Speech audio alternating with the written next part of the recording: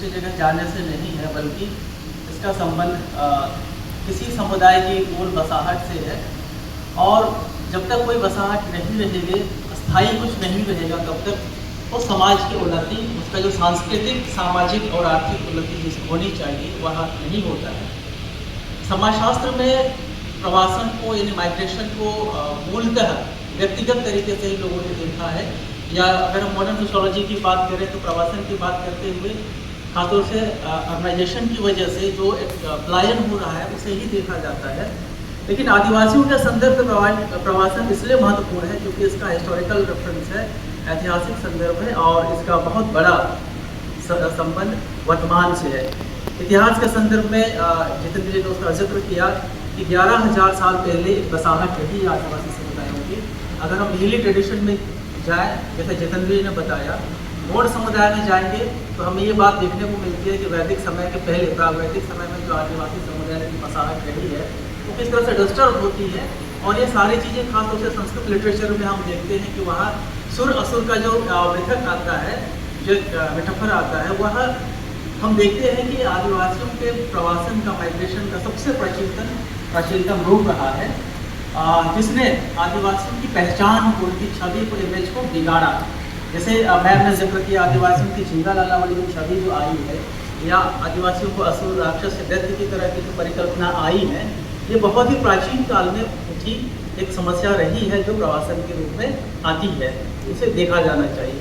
उसका संबंध वहाँ के अस्तित्व निर्माण से है। अब उसके बाद स्वाधीनता पूर्व अगर हम देखें, वहाँ एक बहुत बड़ी समस्या आई है माइग्रेशन की, फिर आज़ादी के बाद आई है। अगर हम आदिवासी समुदाय के माइग्रेशन और उसके आइडेंटिटी क्राइसिस को देखें तो मुझे लगता है 3 फेज में देखा जाना चाहिए। एक प्राचीनतम समय में, एक आज़ादी के पहले और एक आज़ादी के बाद। आज़ादी के बाद जो चीज़ें घटित, आज़ादी के पहले जो चीज़ें घटित हुई, जैसा कि जितेंद्र जी ने बताया कि माइग्रेशन, हम आजीविका की तलाश में एक जगह से दूसरी जगह शिफ्ट करते हैं, वह एक व्यक्तिगत इच्छा चयन आजीविका का मसला हो सकता है। लेकिन आदिवासी समुदायों के साथ एक सामूहिक, यानी पूरे समुदाय को ही एक जगह से दूसरी जगह जाने के जो विवश किया गया, मजबूर किया गया, ये कानूनन अंग्रेजों के समय में हमें देखने को मिलता है। लेकिन इससे पहले भी स्थितियाँ देखने को मिलती है जब बड़े बड़े साम्राज्य रहे इस देश में, और उसका जिक्र खासतौर से मुंडारी जो भाषा है, मुंडारी साहित्य है, इसमें हमें देखने को मिलता है। जैसे मेरी मातृभाषा मुंडारी के साहित्य में इसका जिक्र मिलता है। खासतौर से झारखंड के संदर्भ में अगर हम बात करें तो जो समुदाय एक जगह पहले से बसा हुआ है, उसकी पूरी एक आइडेंटिटी वहाँ डेवलप है। इसे कैसे कानूनी वहाँ से बेदखल किया जा रहा है, इसका जिक्र मिलता है झारखंड में अफगानों के समय से। और एक गीत है जिसमें जिक्र आता है, जब अफगान आए तो अफगानों ने सबसे पहले ज़मीन की मापी जो की, जो लैंड सर्वे किया और ज़मीनों को अधिग्रहित किया, उसमें उन्होंने रस्सी से माप करके ज़मीन को उन्होंने चिन्हित किया। जब मुग़ल आए तो मुग़लों ने ये डांग कहते हैं, लकड़ी का डंडा, हाँ, उससे उन्होंने मापी की। और जब अंग्रेज आए तो अंग्रेजों ने सिक्कड़ से मापी की। और अगर हम आज की तारीख में हम बात करें तो आज डिजिटल मैपिंग हो रही है, आपको पता ही नहीं है कि आपकी ज़मीन आपके यहाँ से निकल गई है। तो इसका जिक्र आता है मुंडारी में, गीत है जिसमें कहा जा रहा है कि चैरो कोना चैरो धरती सिंगे जना दो, चैरो कोना चैरो धरती परतल जना दो, चैरो कोना सुबह जना जिते का कोटोराना, चैरो धरती परतल जना जिते का को बुझाओ जाना। ये बात कही जा रही है कि चारों तरफ की ज़मीन माप ली गई, सारी ज़मीनें खाते में दर्ज की गई, लेकिन जो वहाँ के जो मूल बाशिंदे हैं उन्हें खबर ही नहीं दी गई, उन्हें पता ही नहीं चला और उनकी ज़मीन वहाँ से चली गई। और ये चीज़ों को कानूनन स्थापित किया गया। और इसके बहुत सारे हमें संदर्भ मिलते हैं, वहाँ की जो मौखिक साहित्य है, मौखिक परंपराएं हैं, वहाँ हमें इसकी बहुत बड़ी उपलब्धि देखने को मिलती है। तो ये जो जब एक बाहरी एक तरह से दबाव शुरू हो जाता है, सामाजिक टकराव शुरू होता है, इससे जो विस्थापन का जो दंश आता है, पलायन का जो दंश आता है, वो आदिवासी समुदाय सामूहिक तौर पर झेलता है। जैसे कि मैंने प्राचीन समय से इसके समस्या को रेखांकित किया। एस.सी. रॉय की किताब है the Mundas and their country, उसमें बहुत विस्तार से बताते हैं कि किस तरह से रामायण कालीन और महाभारत कालीन समय के जो आदिवासी समुदाय है वो एक जगह से दूसरी जगह प्रेशर के साथ, दबाव के साथ शिफ्ट किए चले गए और उस विस्थापन की प्रक्रिया में, पलायन की प्रक्रिया में उनकी जो पहचान है वह धूमिल होती चली गई। ये जो औपनिवेशिक काल है, अंग्रेजी काल है जैसे हम देखते हैं, उस समय जो दमन शुरू होता है वो दमन आदिवासियों के प्रतिरोध के परिणाम स्वरूप ही होता है। और जो कानून बनाए जाते हैं, खासतौर से क्रिमिनल ट्राइब्स एक्ट बनाए जाते हैं या फॉरेस्ट एक्ट बनाए जाते हैं, इन चीज़ों के जरिए पूरे कम्युनिटी को ना सिर्फ उसको असामाजिक घोषित किया जाता है, एंटी सोशल कहा जाता है कि यदि कोई आदमी जन्मजात चोर है तो उसको आप एंटी सोशल कह रहे हैं, किसी को आप असुर या राक्षस कह रहे हैं तो उसको एंटी सोशल कह रहे हैं। तो ये सारी चीज़ें अंग्रेजी समय में आई और इसका सबसे बड़ा दुष्परिणाम ये हुआ कि झारखंड में, खासतौर से कुंडा क्षेत्र में, तो झारखंड के आदिवासी क्षेत्र में जो दबाव पड़ा अंग्रेजों का, शुरू में तो रिवोल्ट हुआ, टकराव हुए, जब अंग्रेजों ने दमन किया तो बहुत बड़े पैमाने पर जो आदिवासी समुदाय थे, वो जो जिनकी अपनी ज़मीनें थी, अपने जंगल के जो किसान थे, वो अब लेबर बन करके, मजदूर बन करके चाय के बागानों में शिफ्ट किए जा रहे थे। जैसे बिहार से गिरमिटिया मजदूर चले गए दूसरी जगहों पर, उसी तरह से उनको भी वहाँ से ले जाया गया। और जब वो वहाँ चले जाते हैं तो वहाँ फिर दूसरी आइडेंटिटी क्राइसिस शुरू होती है। जैसे हम पूर्वोत्तर के ही चाय बागान के आदिवासियों की बात करें तो झारखंड या बिहार के प्रांतों से गए हैं, वहाँ अभी भी उन्हें टी ट्राइब्स ही कहा जाता है। वहाँ एसटी आदिवासी होने की जो मान्यता पहचान है वो एक बहुत बड़ा संकट है। तो एक बहुत बड़ा संकट इस तरह से उभर कर आता है औपनिवेशिक काल में, और उसका जिक्र मिलता है गीत में, मुंडारी गीत है जिसमें कहा जा रहा है कि सेनो दो असम तेलंग सेनोगा बिरिद दो बोटन तेलंग बिरेदा असम तेलंग सेनोगा भूगी लेकालंग अपुसुला बोटन तेलंग बिरेदा सुकु लेकालंग कमिया। यानी कहा जा रहा है कि जाना ही है तो हम लोग असम चले जाएंगे, जाना है तो हम लोग भूटान चले जाएंगे और वहाँ जा कर के हम अच्छे से जीवन जिएंगे, अपने खाने पीने की चीज़ें जुटाएंगे। ये उस समुदाय की भाषा है जो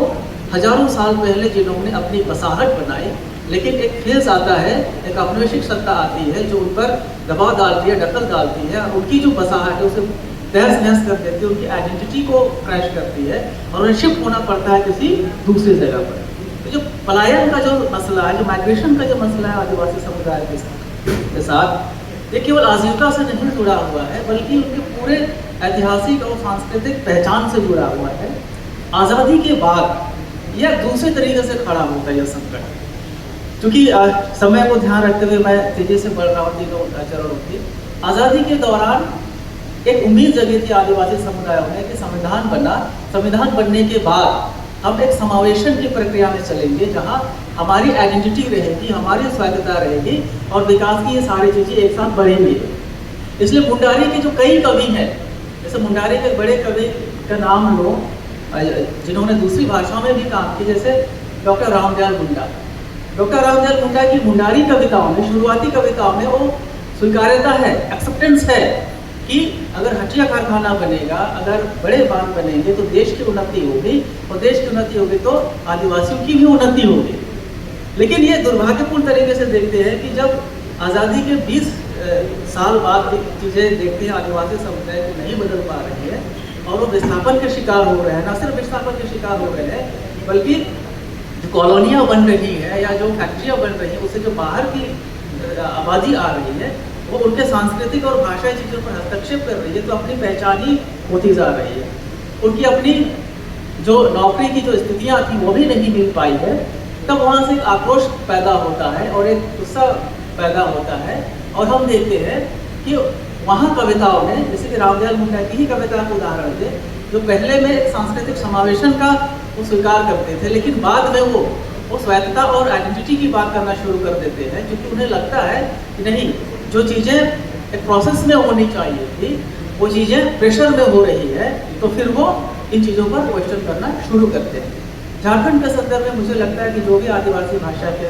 साहित्य है, जो उनकी अभिव्यक्तियाँ हैं, चाहे वो बाकी देशी भाषाओं में लिखी जा रही हो या हिंदी में, उसमें ये समस्या देखने को मिलती है। और एक बड़ी समस्या ये है कि हम ये तो चाह रहे हैं कि आदिवासियों की समस्या का, उसकी पहचान का कोई निश्चित हल निकले, और आज की तारीख में एक नैरेटिव बना हुआ है कि आदिवासी समाज को मुख्यधारा में शामिल करेंगे, मिनिस्ट्री में शामिल करेंगे, उसकी उन्नति करेंगे। लेकिन इसकी एक बड़ी मानसिक पीड़ा है, वो आदिवासियों को झेलनी पड़ रही है। कैसे झेलनी पड़ रही है? इसका उदाहरण हमें देखने को मिलता है सीता रत्नमाला की जो आत्मकथा है बियॉन्ड द जंगल, उसमें हम देखते हैं कि सीता रत्नमाला किस तरह से वो बाहर निकलती है इरुला कम्युनिटी की, और पहली महिला है जो पढ़ी लिखी है और वो नौकरी में जाती है, लेकिन वो देखती है कि मद्रास में वह कल्चरली एलिनेशन फील कर रही है, ना सिर्फ एलिनेशन फील कर रही है बल्कि जो कल्चरल प्रेशर है वो उसके पूरे जीवन और संदर्भ के खिलाफ जा रहा है। तो वो जो एक लड़की जो उस आदिवासी समुदाय की है, वो जंगलों से निकलकर शहर चली गई थी एक नए जीवन के लिए, वह वहाँ की जो सांस्कृतिक अनुकूलन की स्थितियाँ नहीं है उसको छोड़ करके वो फिर वापस लौट आती। इसी तरह से अगर हम नागालैंड की बात करें, सेबेस्टियन जंगल की कहानी की बात करें, जिस जो यंग जनरेशन है जो आदिवासी समुदाय की, क्योंकि जैसे पढ़े लिखे आदिवासी हैं वो नौकरी में जाना चाह रहे हैं, तो एक नागा व्यक्ति है जो दिल्ली आकर नौकरी करना चाहता है, लेकिन जब नागालैंड से दिल्ली आता है तो दिल्ली के लोग कहते हैं कि ये तो नागा है, मतलब इंडियन हो कि नहीं हो, ये लोग क्वेश्चन करते हैं। तो उसका एक मेंटल प्रेशर, बहुत ही मानसिक पीड़ा होती है, और जो व्यक्ति वहाँ से नौकरी के लिए आया था फिर वो वापस लौट जाता है। इसी तरह से वाल्टर फेवराकर की कहानियों को देखे, उपन्यासों को देखे जो झारखंड का संदर्भ में लिखी गई है, तो ये क्वेश्चन खड़ी करती है कि जिस पलायन को हम समाजशास्त्र में केवल एक शिफ्टिंग की तरह देखते हैं, वो शिफ्टिंग के अंदर जो कल्चरल एलिनेशंस के जो फीलिंग्स हैं, या सबसे बड़ी बात है हम मिनिस्ट्री में शामिल करने की बात तो कर रहे हैं, लेकिन हम क्या कर रहे हैं, उनका अनुकूलन कर देना चाह रहे हैं, या अभी हमारी तरह ही हो जाए। तो इस पलायन की प्रक्रिया में जो भाषाई, सांस्कृतिक और संस्थागत संदर्भ होने चाहिए थे, उन चीज़ों का बहुत बड़ा अभाव दिखता है। और ये सारी चीज़ें न सिर्फ आदिवासी भाषाओं में बल्कि आदिवासी लेखक जो दूसरी भाषाओं में लिख रहे हैं, चाहे मराठी में या असमिया में, तेलुगु में या फिर हिंदी में लिख रहे हैं, उनके यहाँ ये सारी चीज़ें रिफ्लेक्ट हो रही हैं। तो मुझे लगता है कि समावेशन की एक जटिल प्रक्रिया होती है और जिसे ऐतिहासिक रूप से समझना चाहिए। आदिवासियों के प्रवासन में पलायन की जो बात हम कहते हैं वह जटिल चीज़ है, और उसके साथ उनकी अस्मिता जुड़ी हुई है। क्योंकि ये होता है कि जैसे ही हम पलायन के मसले को केवल वर्तमान या तात्कालिक देखते हैं, तो उनके जो ऐतिहासिक सांस्कृतिक संदर्भ छूटते हैं, जैसे ही ऐतिहासिक सांस्कृतिक संदर्भ छूटेंगे उनके आइडेंटिटी का क्राइसिस होता है, और जैसे आइडेंटिटी का क्राइसिस होगा तो उनका जो सेल्फ कॉन्फिडेंस होता है, जो आत्मविश्वास होता है, जो कल्चरली उनको जो अपने जो एक स्ट्रेंथ फील कराता है, वो चीज़ नहीं हो पाती है। और लिटरेचर ने इन चीज़ों पर खूब याद दिया है, और मुझे लगता है कि हमें इस पर विचार करना चाहिए। बहुत बहुत शुक्रिया, धन्यवाद।